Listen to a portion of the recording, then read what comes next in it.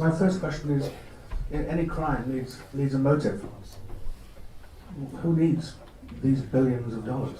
Right, I'm going to admit, I feel slightly sorry for Najib, because he was due.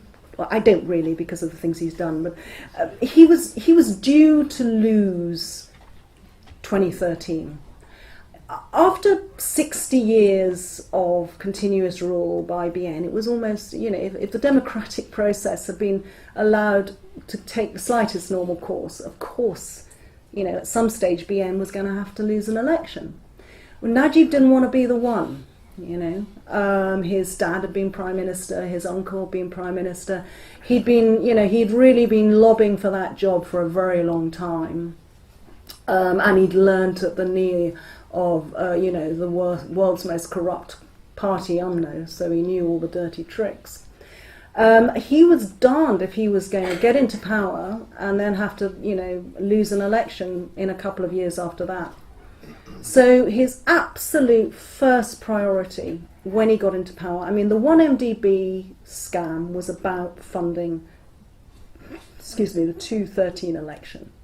And he needed a massive money to win it, he reckoned, because come to the worst, he could just throw money at this election. So that was the motive. Of course, he's got a very greedy wife who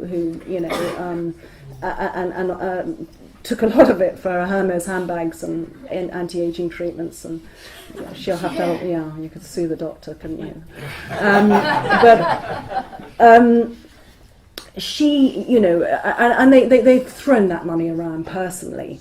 But it was about winning the election. Something very interesting, actually. He took in that extra 700 million into his bank account. He went up to over $1 billion just before the election. So he was just taking in another 700 million that March before he called the election.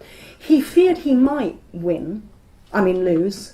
They gerrymandered and they threw money at it. But he was worried he would lose, even so. And so he needed the real money in case he needed to buy over opposition MPs after the election. He was relieved he didn't have to do that, and he shipped 620 million back out and closed down the account after the election to Singapore, where it went to that Tanor account again. Singaporeans, I think, have frozen some of that. Thanks, Claire. That's great.